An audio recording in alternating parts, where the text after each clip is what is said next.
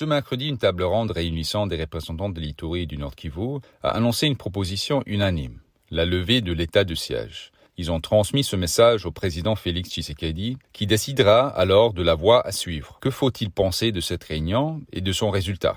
Bonjour et bienvenue dans ce 32e épisode de la saison 3 de Ponajek, capsule audio du groupe d'études sur le Congo JAC et Debouteli, Institut congolais de recherche sur la politique, la gouvernance et la violence, qui tente chaque semaine d'éclairer un sujet d'actualité en RDC.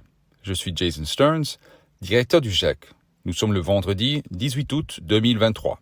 La table ronde sur l'évaluation de l'état du siège, qui était attendue depuis longtemps, a été convoquée par le président Tshisekedi et animée par son premier ministre Sama Lukonde. L'état du siège est impopulaire, en particulier dans ces deux provinces. Dans un sondage GEC et Bouteli-Bercy de janvier de cette année, 86% des répondants de l'Ituri et 74% de ceux du Nord Kivu ont déclaré que la situation n'était pas changée ou s'était aggravée depuis la proclamation de l'état de siège en mai 2021. Face à ce mécontentement, il est clair que le gouvernement a pris l'initiative de cette table ronde parce qu'il était prêt à envisager l'abandon d'une de ses initiatives phares.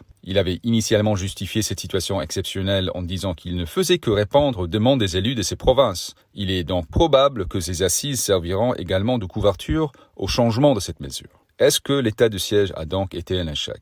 Selon le baromètre sécuritaire du Kivu KST, un projet du GEC et des Bouteli, les niveaux de violence dans ces deux provinces sont aussi élevés qu'ils l'ont été depuis le début du projet en 2017. Au Nord Kivu, en grande partie à cause de l'émergence du M23, le nombre d'assassinats des civils a été 46% plus élevé au dernier trimestre 2022 que la moyenne de 2020, qui était déjà une année violente.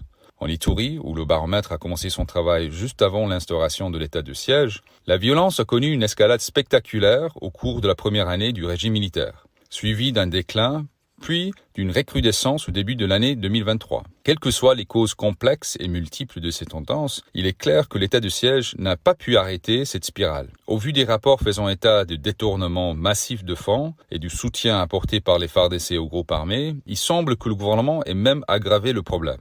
L'état de siège est une réponse inadaptée au problème de la violence dans l'Est. Il a consisté principalement à restreindre les libertés civiles et à remplacer les administrateurs par des militaires. Mais la violence à l'Est n'a jamais été causée par un excès de liberté, ni par des autorités civiles nuisibles. L'un des principaux moteurs de la violence, la corruption rampante et les rackets au sein des forces armées, n'a été qu'exacerbé par le manque de redevabilité et de transparence qui a accompagné le régime militaire dans les deux provinces.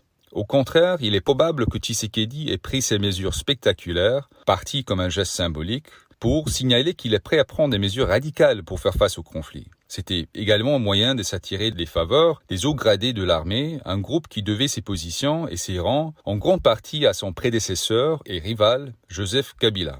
On ne peut qu'espérer que le gouvernement tirera les leçons de cette mesure pour élaborer une approche globale. Cela nécessitera un investissement dans l'économie locale, des projets de réconciliation communautaire, un programme de démobilisation, une diplomatie audacieuse contre les agressions étrangères et peut-être avant tout la réforme des services de sécurité pour offrir aux soldats des salaires et des conditions de vie décents, ainsi que rendre des finances et les opérations plus transparentes et responsables. En attendant la décision du président sur l'état de siège, n'oubliez donc pas de vous abonner à Ponajek sur votre téléphone en envoyant Jacques ou Ebouteli au plus 243 894 110 542.